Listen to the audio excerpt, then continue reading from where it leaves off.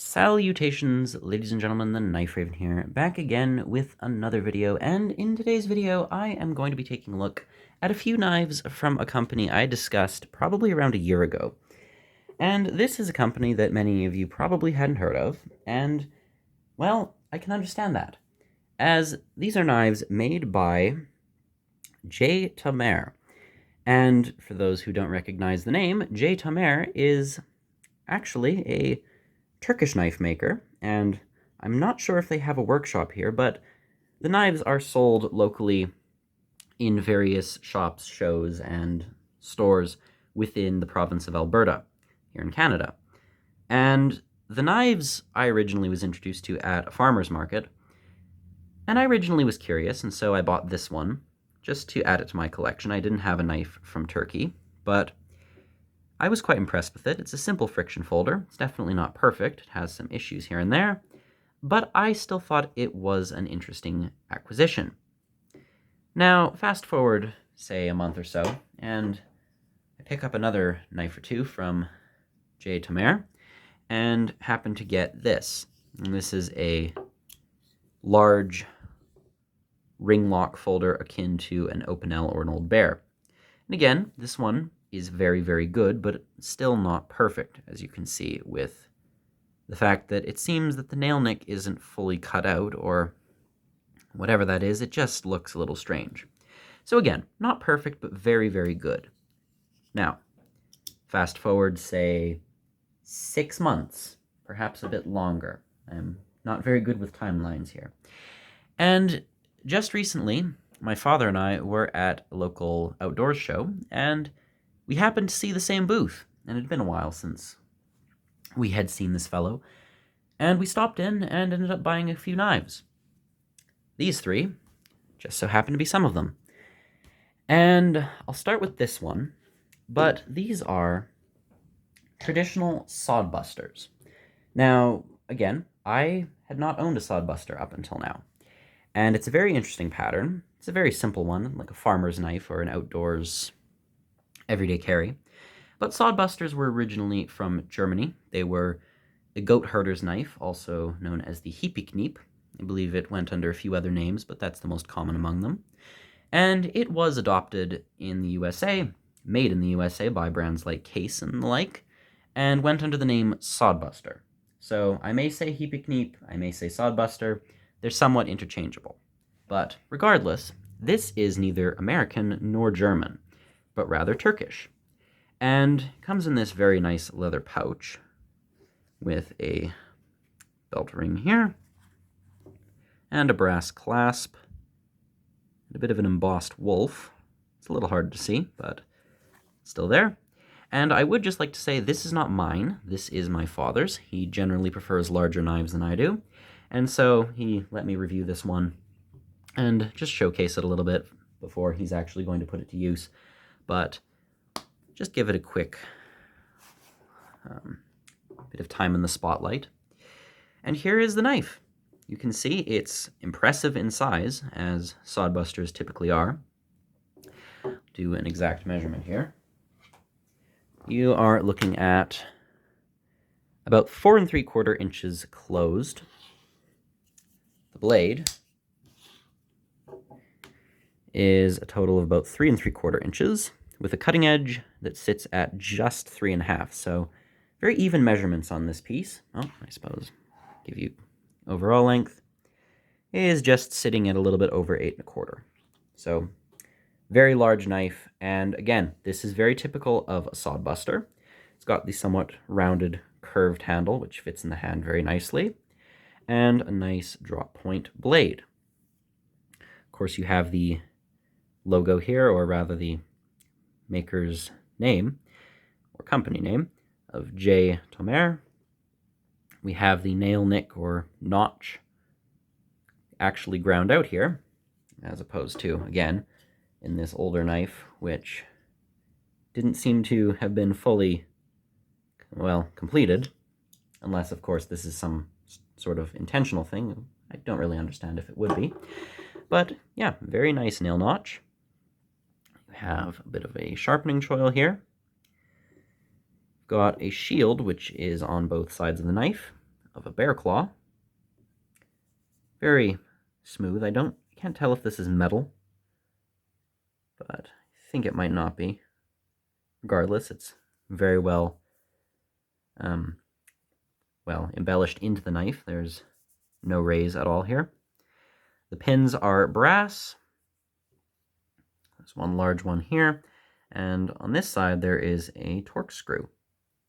Again, not entirely sure what the purpose of that is, but it's there regardless. I don't see the use in having that if the knife is a pin construction, but maybe I'm just unaware. You have your brass lanyard loop with a lanyard here. Again, this is just included. I don't know. You could probably just untie it and replace it with a better one if you wish, but nice bit of a lanyard here. Steel liners, steel spring, and a bit of embossing. We've got the embellishment of, I wouldn't call it file work, but you have these little marks in the liners, and they're fairly well done. Surprisingly smooth, and that is one thing I can't complain about in any way. I would just like to take a moment to step back and say that the first knife I got from this company, I was impressed, but not ridiculously so. I was happy with this knife, and it's still a very nice little friction folder. But you can see the blade is a bit off, the handle is a bit unevenly ground. It's not perfect by any means. I was still happy with it for the price, but it was not particularly outstanding. There's also a little bit of a crack in the bone there. But here, in less than a year, the quality has entered an entirely different realm that I am absolutely shocked to see. Now, from what I know, this brand has not been around for very long.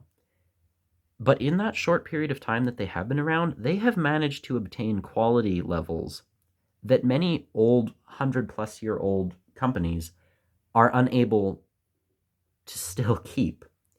And I don't know how well the camera's showing this off, but this is such a clean back. I couldn't find a gap if I tried. And holding it up to the light, nothing shines through. So this is perfect. And the blade to spring transition is excellent. You can see nothing to complain about there. Beautifully smooth. Another thing that you rarely see with half-stop knives is in the half-closed position, or half-open, depending on your perspective, you can see the spring is still flush, which is unheard of with most knives now. And of course, in the fully closed position, same thing. Just perfectly done. And another thing about this knife, the spring tension is an easy 10. You don't feel it as much, as you technically don't need to use your nail. You can just pinch it open. But it is so loud and snappy. Just listen to this. That is outstanding. I'm not going to snap it shut. I'm not entirely sure if blade wrap happens, but I don't want to risk it, especially considering it's not even my knife. But just an excellent action here. And again, easy 10 on my scale. And I collect Sheffield knives, so I have a pretty high level of tolerance to these sorts of things. But again, nice drop point blade with, I believe, a flat grind. And these knives always come extremely sharp. And it's one thing, again, that a lot of long-time companies seem to be forgetting. Knives should cut. And even if you should know how to sharpen them, you shouldn't have to the moment you buy a new knife. They should come sharp. And these do not disappoint in that department. But, again, excellent. No blade play in any direction here. And the centering is perfect. Absolutely excellent. Cut off of the spring, also beautiful. Pardon me. So all in all, the craftsmanship on this knife is immaculate. I can't find anything to complain about here. And you have these thick slabs of natural Turkish walnut And it has a bit of a burl pattern in it. I don't know how well the camera's picking that up, but it's a very, very nice wood. It feels excellent in the hand. And again, with a knife that is primarily used for farm work and hunting, outdoorsman activities and the like, if it's not a lockback, it should have a strong spring. Now I'm going to try to close this knife by putting pressure on it with my thumb.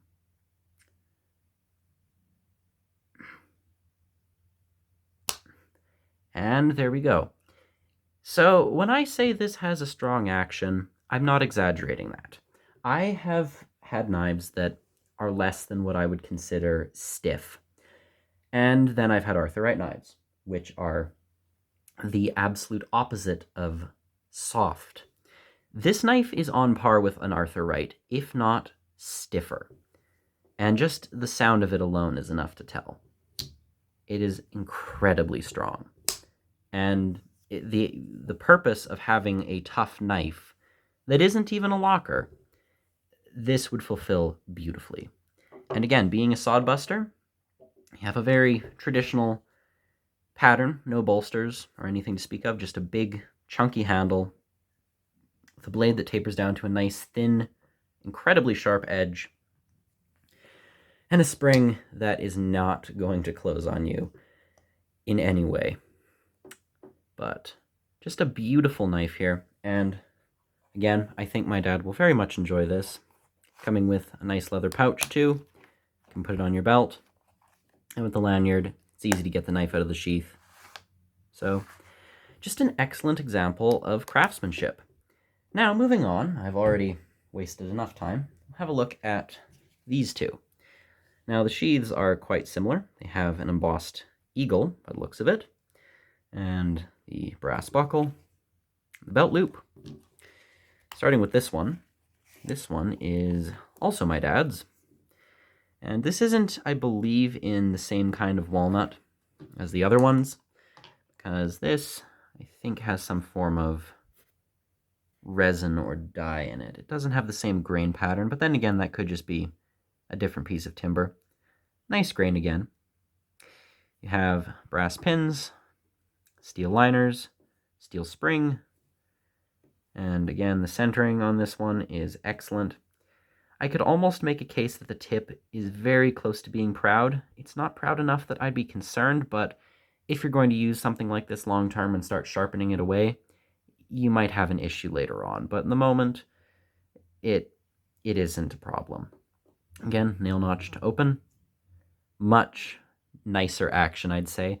Well, perhaps not nicer, but friendlier for those who don't like stiff springs. This would probably be about a 5, but opens up nicely to the same style of blade with the maker's mark and the nail notch.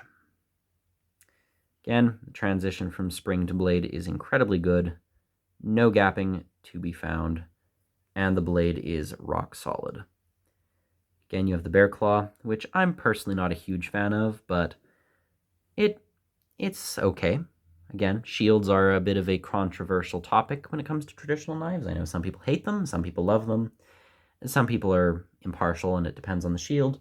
I'm probably the latter, but again, I'm not going to judge anyone who dislikes or likes shields. But also, one thing I noticed is this model has the torque screw on both sides as opposed to a brass rivet on the left side. But again, just a very nice little knife. This is probably the smallest of the Sodbuster style knives I've ever seen. But you can still get a good 4-finger grip with it. And the overall length is coming in at just 6 3/4 inches, or pardon me, 5 3/4 inches. Excuse me, that's quite the difference. The blade length overall is just over 2.5, and the cutting edge is just under 2.5. So this is going to be UK legal if you can get a hold of one of these somehow in the UK. And again, nice spring. And everything is sanded and done very, very well. The sheath that this one came in is a bit of a dark green. Again, don't know how well the camera can pick that up, but it's just a very, very dark green color. quite nice, but again, you have the belt loop.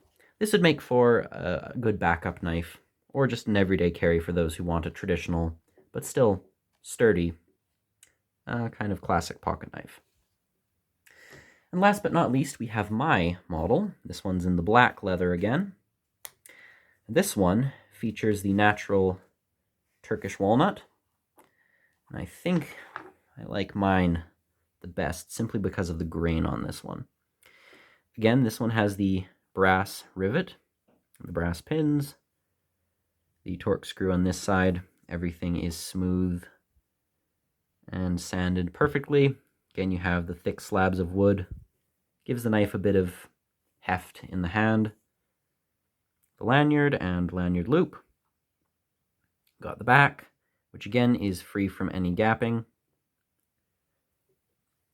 Blade centering, once again, is perfect. Nothing to complain about there. And the nail notch works very well. I'd say this one's about a 6 or a 7, so I like the action on this one, bridging the gap between the absurdly strong 10 and the slightly softer 5. I think this one would be my favorite. But you have the same blade. Again, incredibly sharp. This one I have actually oiled, but you can see this has a bit of an odd shield. This one's blank, and I'd say this is a flaw, but again, it's mirrored on both sides, so I don't think this one was meant to have the bear claw, and I am actually okay with that. It's a little strange having just this, well, odd black circle in the center, but at the same time, it isn't something that bothers me in the slightest. From afar, you probably can't even see it that much. But very nice knife in the hand, still 4-finger grip, very comfortable. This one, actually, I'd still say I'm not scared of it closing on me. It's got a very nice action, of course. And again, the camera can't probably pick it up, but that has a beautiful grain in it. I did notice, though, there are a couple very small bits of, I guess I call them chips, but little dents in the wood. Not enough that they'd bother me, but they are there, so I suppose I can't declare this one absolutely free from any defects. But then again, define what a defect is. This doesn't affect the functionality of the piece, so perhaps it isn't something to complain about, but there are those that would say that, well, it's a problem. Me personally, I don't care, but just an excellent little piece, and this is one that I actually carried today. It's a very nice little knife, and as I said, it bridges the gap between, say, a traditional slip joint knife that might be a bit higher end, and something that's very utilitarian and rustic. Again, here's what I guess I'd call a bit of a fancier slip joint. Here is a Canadian-made Groman with polished nickel silver and rosewood. So you can see this knife is considerably more rugged overall, but at the same time it's not, say, something bulky like this. And because of that, I very much enjoy the niche that it fills. And just overall, it's an excellent little piece, and one that I'm very happy to have. Now, 2 things, or 3 things rather, before I sign off. I didn't mention the steel. The steel, I actually know what it is. I know, shock. This is 4116 German stainless steel, and I believe that is used on Ottermesser knives. And again, you can correct me on that if I am wrong, but I was told that this is German stainless steel, and glancing at the grade, I believe I've seen it before on Ottermesser. Again, could be wrong there, but German stainless, so don't have to worry about this rusting. But even so, I still give it a coat of oil, just to be on the safe side anyways. But again, good steel, if it is actually the steel that Otter uses. And I suppose that brings me to 2 other things. The second thing that I'd like to mention is the price. These were originally selling for, I believe, 70 or 80 Canadian, and they were all the same price, large, medium, and small. There was a size a little bit bigger than this, but smaller than the largest. And they were all the same price because, according to the seller, they all require the same amount of work. And again, these are all handmade, so these two knives would cost the same. And because we had been customers for a while, we did manage to get these for a bit less. And in the end, he gave us the 3 knives, these 2 and this third one here. These 3 knives came to $200 Canadian. And he threw in something else, and this is a knife that I was eyeing. This will be a later video. But I managed to get this, and this was actually free. So, more on that later, but I think if you can already see it, you can see that there's something a bit special about this model. But again, more about that later. But either way, these 3 examples came to $200, and really that is quite reasonable. Again, I can't say everyone would get a deal like that, because we've been customers for a while, but it's always nice to know that there are still businesses that value repeated support. And I do think that for a newer company, Tamer is doing everything right.